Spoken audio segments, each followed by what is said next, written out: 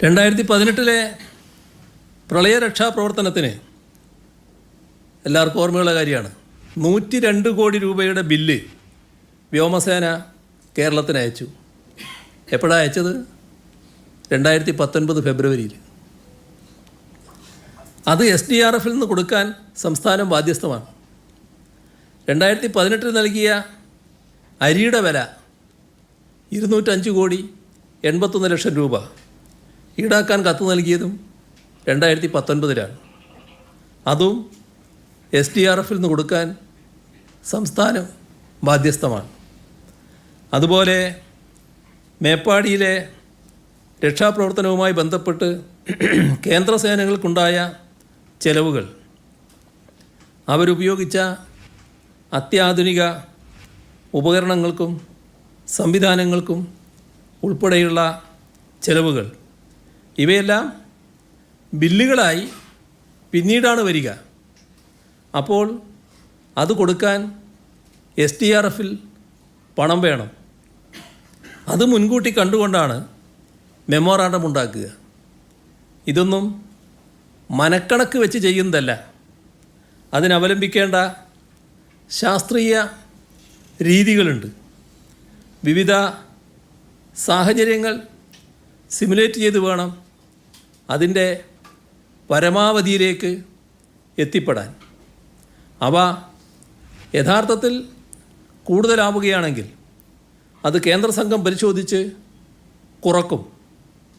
എന്നാൽ ദുരന്തഘട്ടത്തിൽ രക്ഷാപ്രവർത്തനം അത്രയൊക്കെ മതി എന്നൊരു നിലപാട് സർക്കാരിന് സ്വീകരിക്കാൻ സാധിക്കില്ല. അതുകൊണ്ട് തന്നെ മെമ്മോറാണ്ടത്തിൽ ഒരിടത്തും പെരുപ്പിച്ച് കാട്ടിയ കണക്കുകളല്ല, സംസ്ഥാനത്തിന് പരമാവധി സഹായം ലഭിക്കാൻ തയ്യാറാക്കിയതാണ്. SDRFലെ അനുവദനീയമായ ഓരോ ഹെഡുകളിലും നമ്മൾ ചെലവ് പ്രതീക്ഷിക്കുന്ന തുകയാണ് കണക്കാക്കിയിരിക്കുന്നത്. ഇത് കണക്കാക്കാനാണ് നിയതമായ രീതികളും മാനദണ്ഡങ്ങളുമുള്ളത്.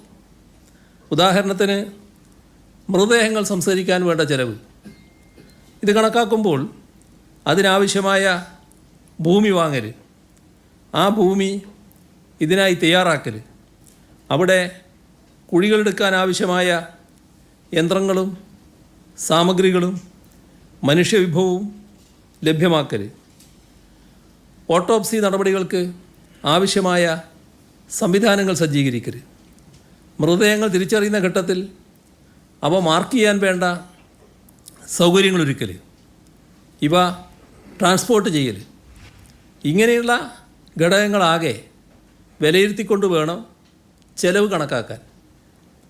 വയനാട്ടിലെ കാര്യമാണെങ്കിൽ മെമ്മോറാണ്ടം തയ്യാറാക്കുന്ന ഘട്ടത്തിൽ 128 പേരെ ഇനിയും കണ്ടെത്താനുണ്ടെന്നുള്ള കാര്യം കൂടി മുൻകൂട്ടി കാണണം. അവ ശരീരഭാഗങ്ങളായാണ് ലഭിക്കുന്നത് എങ്കിലും അവയെ ഓരോന്നിനെയും ഓരോ മൃതദേഹമായി തന്നെ കണ്ട് സംസ്കരിക്കണമെന്നതാണ് സംസ്ഥാന സർക്കാർ സ്വീകരിച്ച നയം. അപ്പോൾ അതിനുകൂടിയുള്ള ചെലവുകൾ പ്രതീക്ഷിക്കണം. അധിക ഭൂമി ആവശ്യമെങ്കിൽ വില കൊടുത്ത് വാങ്ങേണ്ടി വരും. അതിനെല്ലാം പ്രതീക്ഷിക്കുന്ന ചെലവാണ് മെമ്മോറാണ്ടത്തിൽ രേഖപ്പെടുത്തുന്നത്. യഥാർത്ഥത്തിൽ ചിലപ്പോൾ ഇതിനായി മനുഷ്യാധ്വാനവും സൗജന്യമായി കേരളത്തിലെ നല്ലവരായ മനുഷ്യർ പലയിടങ്ങളിൽ ലഭ്യമാക്കിയേക്കാം.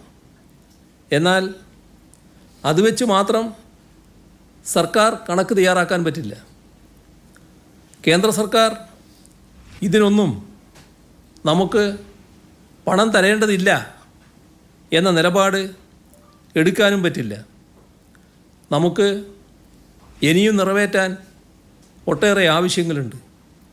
മാനദണ്ഡങ്ങളനുസരിച്ച് പണം ചെലവഴിക്കേണ്ടതുമുണ്ട്. ഇത്തരത്തിലാണ് ഓരോ കണക്കുകളും തയ്യാറാക്കിയത്.